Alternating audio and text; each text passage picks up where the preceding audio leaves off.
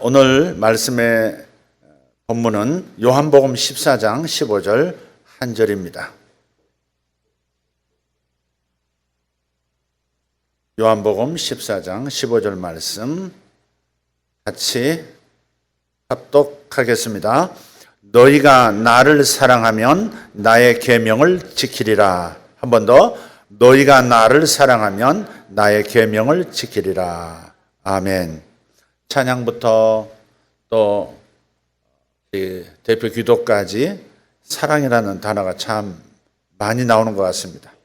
설교 제목도 오직 사랑만이 전진을 가져온다라는 제목을 잡았습니다. 지난주 우리 종현 형제, 윤재 자매 신혼집을 신방에서 예배를 드렸다 하는 말씀을 드렸었습니다. 제가 음식도 준비하고 보상까지 준비하고 기타 등등 하도 기특해서 저희 부부도 두 사람을 저희 집으로 초청을 했습니다. 이번 주 토요일 날 우리 집으로 와 식사 대접할게. 밥을 먹고 윤재자매가 간증을 하는 겁니다. 하이머스타드라는 사이트를 개설해서 운영하고 있는데 아마 신방 예배를 드렸던 그 날 혹은 그 후 동영상을 하나 올렸답니다. 그런데 그 일주일 만에 동영상 조회수가 27만 명인 겁니다.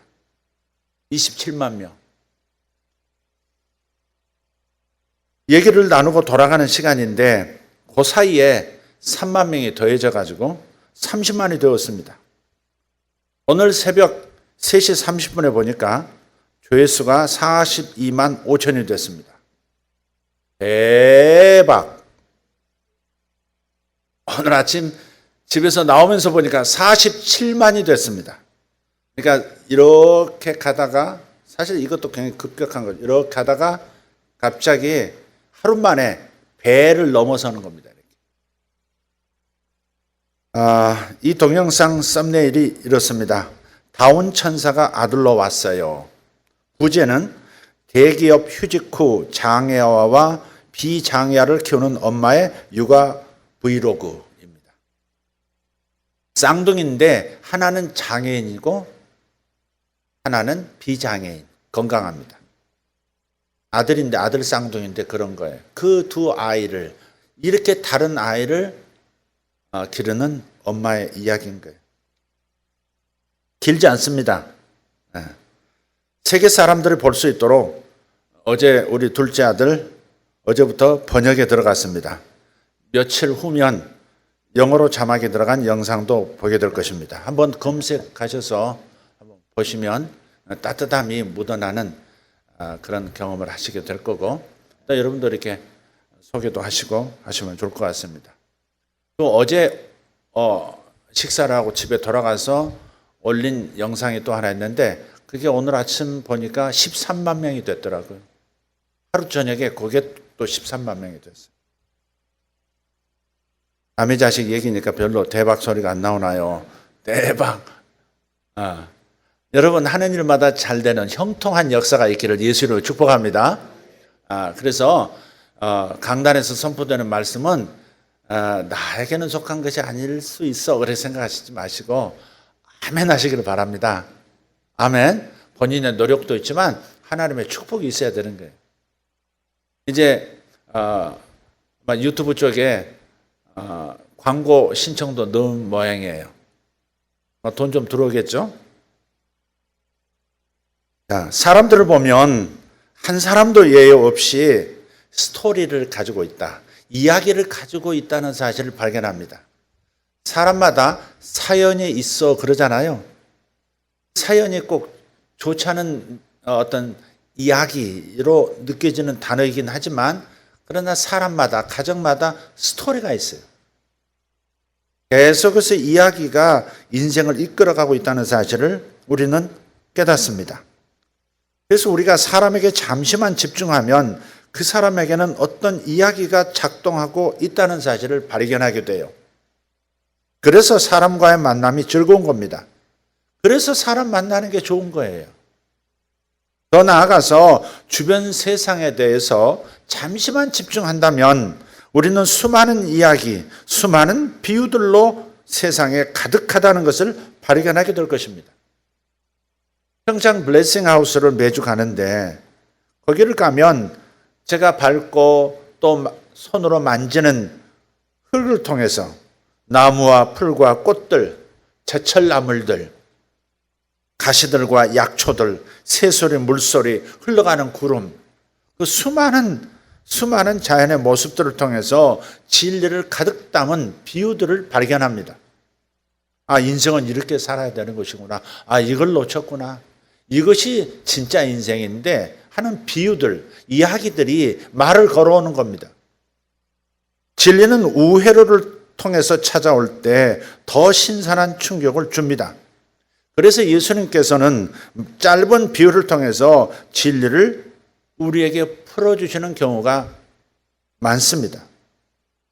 그리고 예수님의 그 비유들은 2000년이 훨씬 지난 지금까지도 여전히 진리의 빛을 발해줍니다. 그분의 비유 하나를 오늘 소개합니다.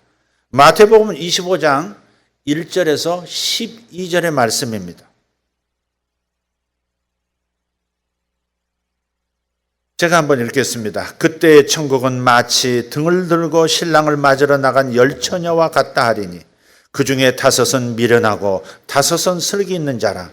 미련한 자들은 등을 가지되 기름을 가지지 아니하고 슬기 있는 자는 그릇에 기름을 담아 등과 함께 가져갔더니 신랑이 더디옴으로 다 졸며 잘세 밤중에 소리가 나되 보라 신랑이로다 맞으러 나오라 하매 이에 그 처녀들이 다 일어나 등을 준비할세 미련한 자들이 슬기 있는 자들에게 이르되 우리 등불이 꺼져가니 너희 기름을 좀 나눠달라 하거늘 슬기 있는 자들이 대답하여 이르되 우리와 너희가 쓰기에 다 부족할까 하노니 차라리 파는 자들에게 가서 너희 쓸 것을 사라 하니 그들이 살아간 사이에 신랑이 오므로 준비하였던 자들은 함께 혼인잔치에 들어가고 문은 닫힌지라. 그 후에 남은 처녀들이 와서 이르되 주여 주여 우리에게 열어주소서. 대답하여 이르되 진실로 너희에게 이르노니 내가 너희를 알지 못하노라 하였느니라. 여기서 나오는 10명의 여자가 모두 처녀입니다.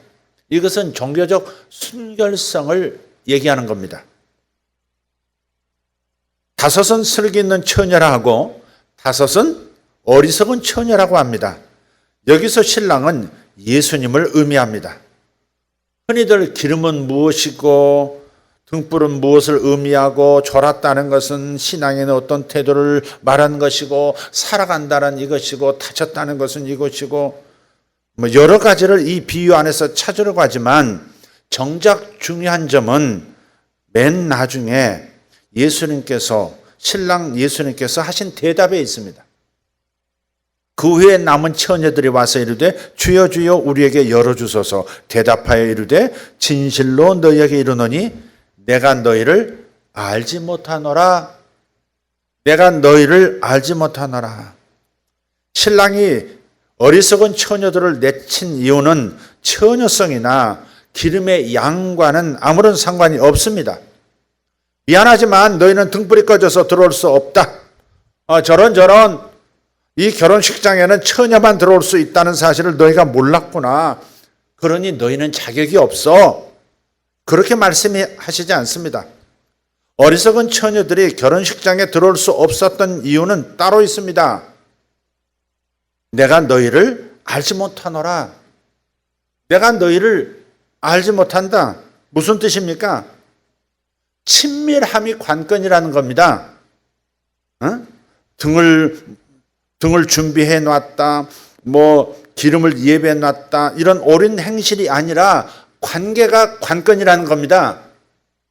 겉이 아니라 속이 문제예요. 천국에 들어가는 열쇠는 우리 힘으로 노력하는 종교가 아니라 예수님과의 관계입니다.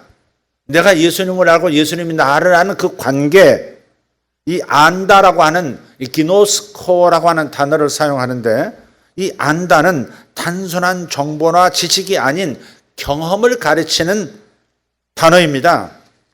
예수님을 조우해서 관계를 시작한 경험이 있느냐 하는 질문입니다. 나 너 모른다. 나는 너와 관계 맺은 적이 없다. 그런 얘기예요, 지금. 예수님 당시에 많은 사람들은 관계가 아닌 규칙을 통해서 하나님께 나아가려고 했습니다. 무엇을 하고 무엇을 안 하고의 외적인 규칙과 의무에 의존하는 것이 바로 종교의 본질입니다. 종교를 들여다보면, 세상에 있는 종교들을 들여다보면 그런 거예요. 무엇을 해라, 무엇을 하지 말아라. 무엇을 하고 무엇을 안 하고에 따라서 무엇가 결정된다. 이런 얘기예요. 그게 종교의 본질 안에 있는 핵심 내용입니다. 종교인들은 자신이 옳다고 생각하면서 정한 그 규칙만 지키면 의로워진다고 믿었기 때문에 굳이 하나님을 의지할 필요성을 못 느끼는 겁니다. 요거 지키면 돼 집중하는 겁니다. 요거 안 지키면 안 돼 집중하면서 그걸 지켜내고 안 지켰다에 그 결과를 가지고 만족하고 만족하지 못하는 겁니다. 바로 요 하나님께 이렇게 해야 한다 안 해야 한다에 빠져 있다가 하나님과 관계가 하나님을 의존할 필요성을 느끼지 못하는 자기 힘으로 뭔가를 성취하는 것이 초점이 되어버린 그런 상태. 그게 종교인이에요. 종교인. 종교로는 구원을 얻지 못합니다. 관계로 구원을 얻습니다. 종교는 생명이 아니에요. 예수님께서는 생명을 주러 오셨지 종교를 주러 오신 게 아닙니다. 종교에 빠져 있는 이들에게 생명을 얻으라고 오신 것이지 종교를 계속해 나가라고 주신 것이 아니다 하는 거예요. 그래서 예수님은 종교인들과 대치하셨을 뿐 아니라 항상 대치하시잖아요. 이 사마리아인 이 제사장들, 서기관들, 장로들 하면서 이렇게 공적적으로 대치 관계를 늘 가지셨던 까닭은 그래서 그렇습니다. 너희도 천국에 들어가지 않고 다른 사람도 천국에 들어가지 못하도록 종교로 가로막고 있는 너희들, 이 종교인들아, 이 외식하는 사람들아, 겉만 지키면 된다고 생각하는, 속은 연결이 안 돼 있으면서 겉에 행동만 이루면 된다고 생각한 너희들아, 너희들만 지옥 자식 되지 말고 다른 사람도 지옥 자식 되게 하는 이 상황을 빨리 너희들이 회개하라고 말씀하신 거죠. 그래서 종교인들과 대치하셨을 뿐만 아니라 가르침을 통해서도 종교와 관계의 차이점을 설명해 주셨어요. 당시 많은 사람들이 행위로 구원을 받는다는 착각 속에서 살았습니다. 행위로 의로워지고 행위로 의롭지 못하고. 그래서 행위로 의로워진 사람, 규칙을 잘 지킨 사람은 구원받고 규칙을 지키지 못한 사람은 버림받는다 하는 그런 착각입니다. 그래서 그들은 관계가 아닌 행동 규칙을 통해서 하나님께 늘 나가려고 했던 겁니다. 혹시 여러분 중에 자신은 하나님을 안다고 생각하는데 하나님과의 관계가 도무지 즐겁지 않은 분이 계시다면 깊이 생각하셔야 합니다. 정말 다시 생각하셔야 합니다. 신앙생활, 교회생활이 즐겁지가 않다?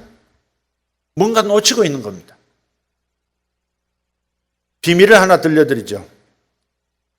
하나님께 순종하려고 계명을 지키려고 애쓰지 말고 그냥 그분과 사랑에 빠지면, 그분하고 사랑에 빠지면 성경의 명령을 훨씬 더 쉽고도 온전하게 지킬 수 있다는 것입니다. 이게 핵심이고 비밀 중에 비밀, 시크릿 중에 최고의 시크릿입니다. 다시 말씀드립니다. 하나님께 순종하려고 애쓰지 말고 그냥 그분과 사랑에 풍덩 빠지게 되면 성경의 모든 계명들을 훨씬 더 쉽고도 온전하게 지킬 수 있다. 순종이 지금 하찮다거나 불필요하다는 말을 하는 게 아닙니다. 너무 우리는 금방 한마디 들으면 극단으로 흘러버리는 경향이 있는데 순종이 가치 없다는 얘기가 아니에요. 단지 순종이 핵심이 아니라는 말입니다. 자동차가 움직일 수 있는 것은 자동차가 무슨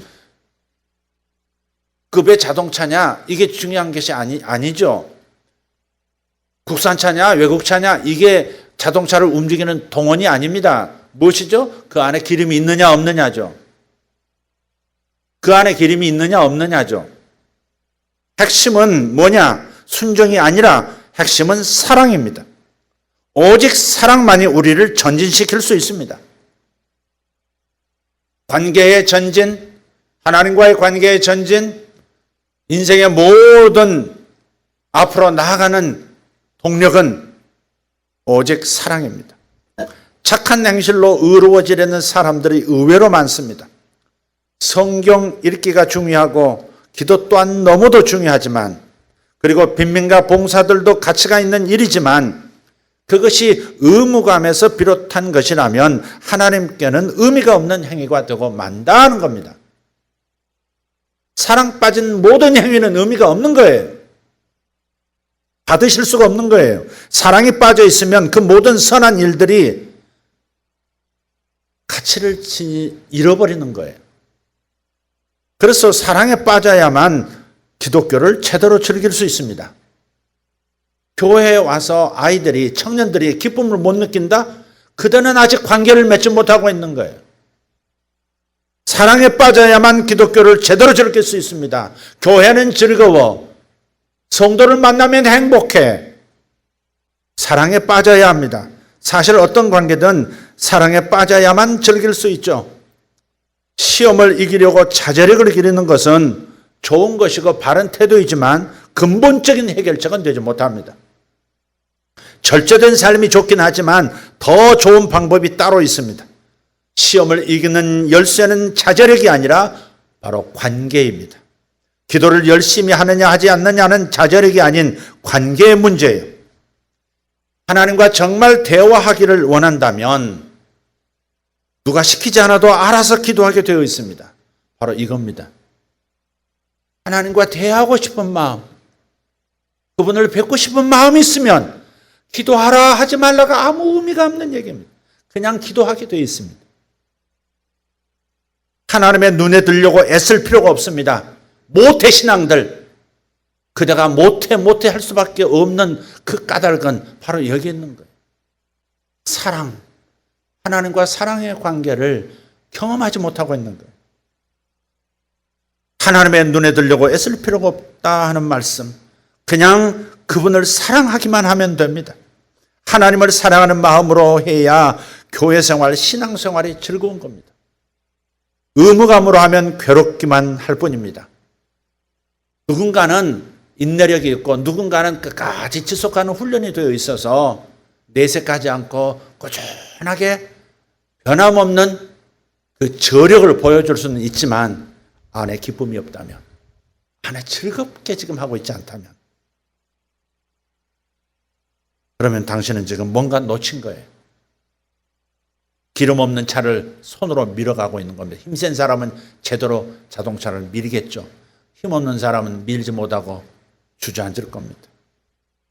그러나 이거나 저거나 똑같죠. 50보 100보라 하듯이 똑같습니다. 사랑으로 하면 뭐든 즐겁습니다. 그렇죠? 사랑으로 하면 뭐든 즐겁습니다. 어린 자식을 기르는 부모에게 당신 자녀들에게 잘해주시오. 좋은 옷 입혀야 합니다. 나이가 차면 3살, 4살, 5살 되면 아이 지력을 위해서 어린이집 반드시 보내야 합니다. 식사는 따뜻하게 해서 먹이세요. 이런 말을 할 필요가 없습니다. 부모에게 그런 말을 누군가 한다면 모욕으로 들릴 겁니다. 왜 그렇습니까? 부모는 이미 아이에게 최고를 선사하기 위해서 아이가 태어나기 전부터 마음이 분주했었습니다. 어떤 목사님이 신방을 갔는데 애를 낳았다고 해서 며칠 지난 다음에 이제 신방을 축복하라고 신방을 했는데 분명히 신발은 있는데 사람 소리가 안 들려요. 그래서 아무개 집사님, 우리 목사 부부 왔습니다. 그랬더니 대답이 없더래요. 다시 물었대요. 다시 불렀대요. 그때 안에서 아직 다 죽어가는 소리로 목사님이세요? 들어오세요. 그러더래요. 들어갔더니 돌아앉아서 애를 안고 있는데 방에 들어서 목사님을 쳐다보지도 않고 등을 돌리고 앉아있는 거예요. 무슨 일이 생겼나? 애한테. 애가 무슨 일이 생겼나? 깜짝 놀라서 조심스럽게 다가가서 보니까 이렇게 말하는 거예요. 목사님, 얘 퇴학은 어떻게 보내요? 그게 부모입니다. 의무감에 자식을 양육하고 있는 부모가 있다면 그 부모는 양육하는 모든 일들이 괴로움이 되어 있을 겁니다. 그렇지 않습니까? 배우자와 함께 사는 일이 괴롭다면 그들은 마음을 잃어버린 것이고 사랑을 잃어버린 것입니다. 병이 깊은 거예요. 사랑을 잃어버리면, 사랑이 빠져버리면 모든 일이 힘이 듭니다. 그러나 사랑이 있다면 뭐든 즐거운 겁니다. 힘들어도 즐겁습니다. 힘들다고 절대 말하지 않습니다. 힘든다는 생각도 없습니다. 사랑은 그런 겁니다. 그래서 이것은 우리가 모두 아는 최고의 비밀이라는 겁니다. 사랑의 핵심이라. 청소하고 나면 보기야 좋지만 사실 저는 청소하는 것이 싫습니다. 청소하는 것이 싫다는 말을 공개적으로 한 건 처음입니다, 인생에서. 하지만 저는 청소합니다. 청소기 돌리고 화장실 닦고 쓰레기 버리고. 그런데 저는 청소하는 이유가 따로 있습니다. 아내입니다. 아내는 제가 청소 같은 일을 도와줄 때 가장 사랑받는 기분을 느끼는 것 같습니다. 아내에게 장미꽃 50송이를 안겨주는 것보다 청소를 해주는 것이 훨씬 효과가 좋은 것입니다. 아내는 당신은 나를 사랑하지 않은 것 같다. 저에게 그렇게 말하는 순간 저는 즉시 알아차려야 합니다. 집안일을 도와주지 않으면 사랑을 받고 있다는 느낌을 갖지 못하는 겁니다.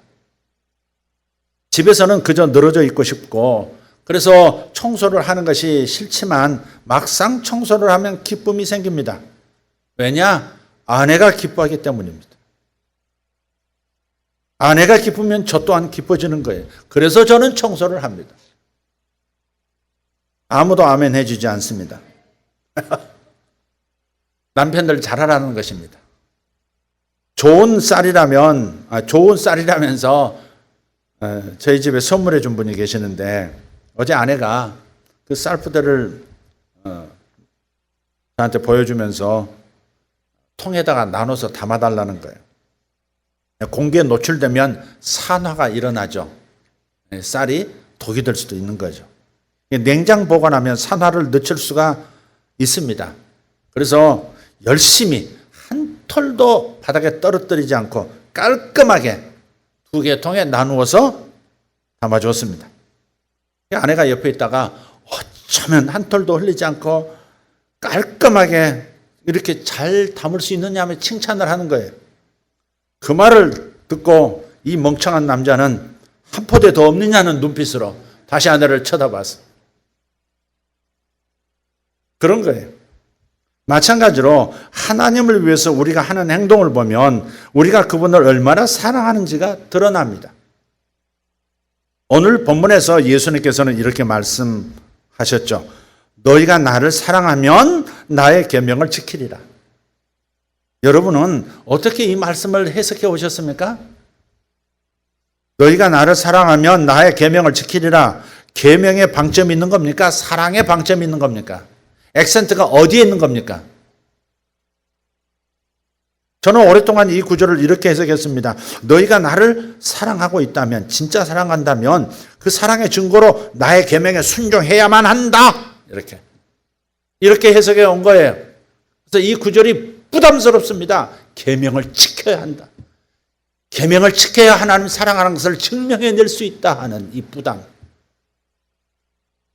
이 복음의 말씀을, 이 귀한 말씀을 율법의 무거운 짐으로 받아들이는 거예요. 내가 해내야 하는 겁니다. 하지만 이 구절은 전혀 그런 뜻이 아닙니다. 약속입니다. 예수님은 우리가 그분을 사랑하면 그 사랑의 관계에서 순종이 자연스럽게 흘러나올 것이라고 약속해 주신 거예요. 너희가 나를 사랑한다면, 사랑하게 되어진다면, 사랑에 빠진다면 계명 지키는 거 쉬워. 그런 거죠. 너 네 자식 맞아? 네 부모 맞아? 네 부모를 사랑하는 거야? 그러면 그 다음은 쉬운 거라는 거예요.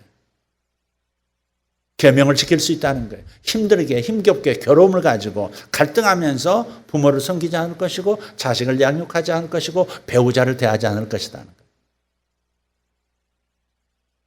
승리의 비결을 우리에게 가르쳐주고 있는 겁니다. 너희가 나를 사랑하면 나의 계명을 지킬 수 있을 것이다. 지키리라, 그 말을 지킬 수 있을 것이다. 이렇게 해석해야 된다 이 말이죠. 지켜야 한다가 아니라 지킬 수 있을 것이다. 할렐루야. 여러분의 해답이 되기를 바라요. 계시가 여러분에게 임하기를 바라요. 가장 중요한 겁니다. 사랑에서 사랑이 흘러나오는 법, 하나님의 사랑을 알게 되는 것이 그래서 중요한 겁니다. 그런데 하늘 아버지의 사랑을 제대로 느끼지 못하는 사람이 너무나도 많은 것 같아요. 그래서 사도 바울도 우리가 하나님의 사랑을 경험하고, 즉 알고 이해하게 해달라고 에베소 성도들을 위해서 기도하고 있습니다. 에베소서 3장 18절입니다.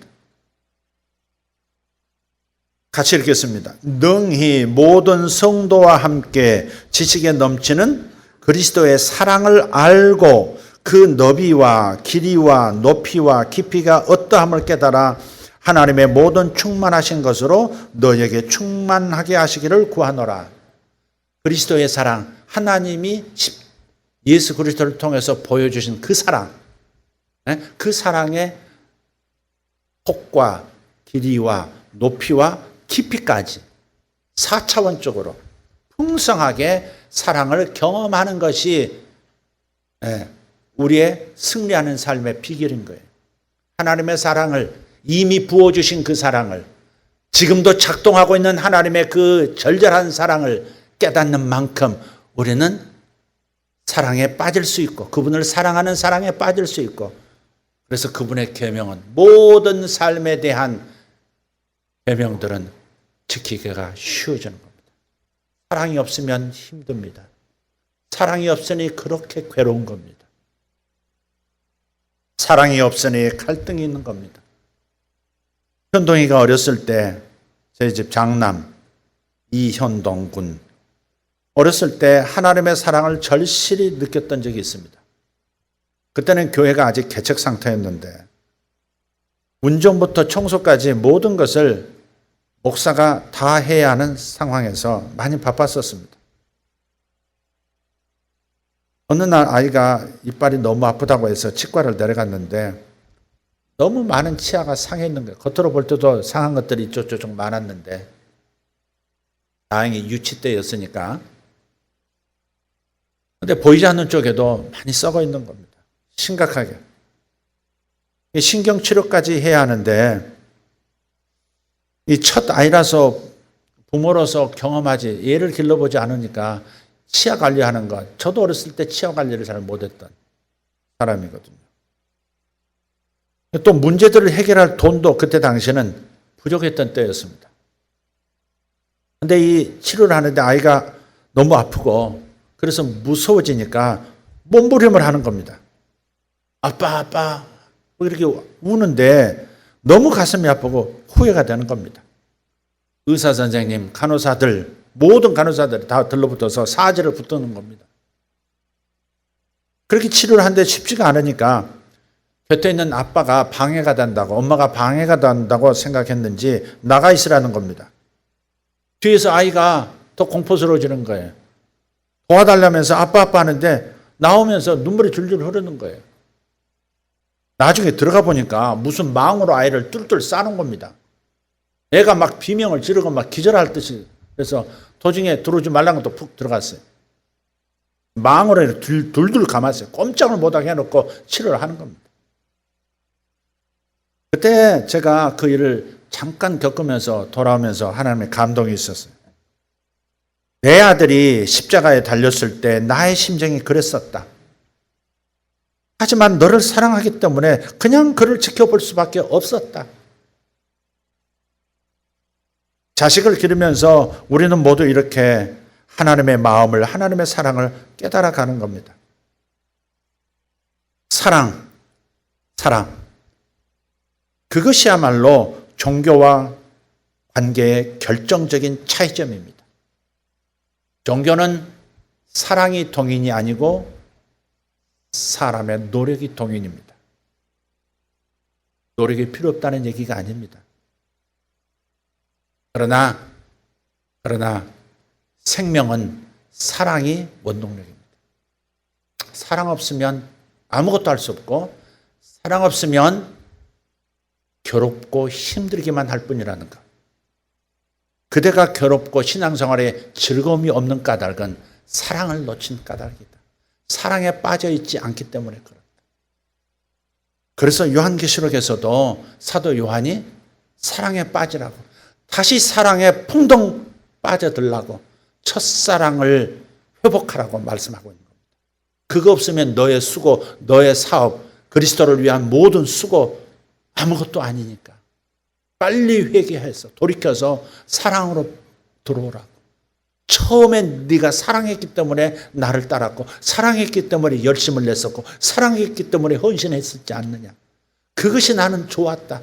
사랑이 묻어나는 너의 헌신, 사랑이 묻어나는 봉사, 사랑이 묻어나는 예배, 사랑 때문에 반짝반짝 눈빛하고 찬양하는 것, 그것 때문에 내가 영광을 받았고 행복했었다. 그러나 너의 눈빛에 이제는 사랑이 없다. 내게 무슨 의미가 있겠느냐. 저는 저 자신에게, 그리고 여러분 모두에게 이렇게 말하고 싶을 때가 많습니다. 사랑이면 됩니다. 사랑이면 다 됩니다. 오직 사랑만이 됩니다. 한번 해봅시다. 사랑이면 됩니다. 사랑이면 다 됩니다. 오직 사랑만이 됩니다. 네. 오직 사랑만이 가능하게 하는 겁니다. 예수님께서 부활하신 다음 스승을 배신해서 부인했던 제자 베드로, 그를 찾아가서 하셨던 행동과 말씀을 보면 같은 답을 발견합니다. 스승에게 인정받으려고 애를 썼던 제자가 베드로입니다. 주님께서 뭐 질문 한 가지 하시면 저요 하고 맨 처음 손을 든 사람이 항상 베드로입니다. 그래서 저요 해서 그 다음에 대답하면 100점. 그러다 또 손을 팍 들었는데 엉뚱한 대답해가지고 빵점. 그 사람이 베드로입니다. 굉장히 인정 욕구가 강했던 사람이 베드로입니다. 네. 주님께서 뭘 하시려고 하면 제가 가겠습니다. 벌떡 일어섰던 사람이 베드로입니다. 주님께서 예루살렘으로 가자 그랬더니 제가 먼저 주와 함께 죽으러 가겠습니다. 제가 선두에 서겠습니다. 주님 뒤로 물러서 계십시오. 충성심을 보이려고 애를 썼던 사람. 그런데 또 이런 분들이 또 보상심리도 강해요. 열심히 봉사한 만큼 보상에 대한 속내도 심상치가 않습니다. 주여, 하나님 나라를 위하여 제가 전토를 벌였습니다. 하나님 나라를 위하여 제가 가족도 뒤로 하고 왔습니다. 하나님 나라를 위하여 내 직장도 버렸습니다. 네. 그러니 이런 저에게, 이런 우리에게 무엇을 주시겠습니까? 이러잖아요. 이랬던 베드로가 급기야 한계에 도달합니다. 두려움의 한계치에 도달하니까 체포되고 고문을 당하시는 예수님을 모른다고, 관계가 전혀 없는 사람이라고 부인하게 이르는 겁니다. 이게 인간의 노력의 한계인 겁니다. 인간의 노력만으로 주님을 섬기려는 이 신앙의 모습은 필경 한계에 부딪히게 되어 있습니다. 한계에 부딪혀야 합니다. 사람의 끝이 하늘의 시작입니다. 사람의 한계, 그것이 하나님의 능력을 경험할 수 있는, 하나님의 힘으로 살아갈 수 있는 문이 열리는 바로 그 지점입니다. 오메가 포인트, 인생의 새로운 장이 열리는 오메가 포인트, 거기 나락으로 떨어진 마음으로 베드로는 과연 갈릴리로 돌아가서 고기잡이를 합니다. 예수님께서 부활하신 다음에 새벽같이 갈릴리로 찾아가셔서 조식을 만들어 지치고 부끄러워하는 베드로를 먹이시죠. 그때 숯불 앞에서 예수님께서 질문을 하세요. 3번씩이나 반복해서 주신 말씀이 있습니다. 베드로야, 시몬아, 이렇게 되어 있어요. 베드로야, 내가 나를 사랑하느냐? 베드로야, 내가 나를 사랑하느냐? 베드로야, 내가 나를 사랑하느냐? 이 질문을 오늘 우리에게도 각각에게 하고 계시는 겁니다. 명진아, 내가 나를 사랑하느냐? 김명진입니다. 미숙아, 너는 나를 사랑하느냐? 박미숙입니다. 창식아, 너는 나를 사랑하느냐? 오창식입니다. 호섭아, 너는 나를 사랑하느냐? 김호섭입니다. 이상한 도로 흘렀습니다. 베드로, 너는 나를 사랑하느냐? 그리고 이 질문 뒤에 역시 반복해서 하신 말씀이 있습니다. 내 양을 먹이라. 내 양을 치라. 사역하라는 말이죠. 목양하라는 말씀이에요. 하나님께서 베드로를 통해서 하시고 싶은 일은 목양하는 일이었습니다. 가르치고 설교하고 훈계하고 훈련시키고 사역하고 섬기는 그 일들을 베드로가 다 해내기를 기대하셨어요. 그러나 목양하라고 하시는 말씀에 앞서서 주님을 사랑하는 것이 우선이라는 것을 보여주신 겁니다. 사랑해야 그 일이 가능하고 사랑해야 무거운 짐이 아니고 쉽게 해낼 수 있는 일이 되기 때문에 하나님이 받으실 수 있는 영광이 되기 때문에 네가 나를 사랑하느냐? 사랑해야 한다. 사랑에 빠져야 한다. 너의 사랑을 항상 점검하라. 너의 사랑의 정도를 항상 점검하라. 수치가 내려갔는지 수치가 올라가고 있는지 사랑의 강도를 사랑의 그 밀도를 항상 생각하고 체크하라. 베드로가 그 모든 일을 해낼 수 있었던 동기, 마지막에 로마에서 박해받아 사형을 당할 때 예수님과 똑같은 모습으로 죽는 것이 감히 그럴 수 없노라고 거꾸로 매달아 달라고 해서 베드로가 거꾸로 십자가에 매달려 그리고 죽었지 않습니까? 네. 베드로가 그 모든 일을 죽음까지도 그분을 위해서 해낼 수 있는 그 동기는 사랑이어야 한다는 겁니다. 우리가 주님을 기쁘시게 하는 그 모든 삶의 이유와 시작점은 바로 사랑이어야만 가능하다는 것을 오늘 말씀하고 있습니다. 사랑이 원동력이 되지 못한 섬김은 결국 즐거움이 없는 힘든 노동으로 전락할 겁니다. 성경 읽기도 노동으로 전락할 겁니다. 기도하는 것도 예배하는 것도 봉사하는 것도 즐거움이 빠진 노역이 되고 마는 겁니다. 하나님을 사랑하지 않는 삶은 참된 삶이 아니라는 말씀입니다. 의무감으로 순종하는 사람은 결코 신앙생활을 즐길 수 없습니다. 하나님과 함께 전진하고 싶다면 그분을 향한 사랑을 불태우셔야 합니다. 사랑으로 불타오르셔야 합니다. 그래서 사랑이 자기를 삼키도록 허용해 드려야 합니다. 사랑이 나를 삼키도록. 제가 이렇게 비탈진 경사 봄날에 바싹 마른 풀밭을 거기에서 불이 일어났는데 그 불을 끄다가 그 불길이요 발목밖에 안 오는 풀들인데 그게 불이 한꺼번에 일어나니까 불길이 제 키보다 높더라고요. 그걸 끄지 않으면 산으로 옮겨 붙을 거니까 필사적으로 노력하는데 불길 속에서 제 키보다 높으니까 제 머리를 앞을 다 태워버렸어요. 눈썹도 다 태워버렸어요. 이미 아시죠? 엊그제 헤어샵에 갔는데 목사님 앞머리가 왜 이래요? 그러더라고요. 여기 이제 몇 주 됐으니까 요 머리가 이제 다 타가지고 뿌리밖에 없던 게 이렇게 자라가지고 한 4, 5cm 이렇게 컸단 말이에요. 앞머리가 마치 이렇게 더벅머리처럼 이렇게 자라있으니까 깜짝 놀라서 목사님 왜 이래요? 내가 그 불길, 그 두려웠던 불길도 이렇게 생각해 봐요. 정말 사랑의 불길이 나를 삼켜야 된다. 사랑의 불길에 삼키움 당하지 않으면 나의 목사 노릇은 허망한 것이다. 기쁨도 행복도 하나님께 영광도 성도들에게 진정한 양식도 되어주지 못하는 삶이 될 것이다. 나를 먹으라. 내 삶을 먹으시오 할 수가 없게 된다는 거죠. 푸석푸석한 기름기 다 빠진. 그래서 사도 요한도 사도 바울도 아니 우리 예수님도 사랑하라고 첫사랑을 되찾으라고 권면하시는 겁니다. 그래서 성령 하나님께 구하십시다. 구하셔야 합니다. 억지로 만들어낼 수가 없는 거잖아요. 구하셔야 합니다. 하나님의 사랑을 경험하게 해달라고 요청하십시오. 딴 것 구하는 것보다 하나님의 사랑을 날마다 경험하게 해달라고, 깨닫게 해달라고.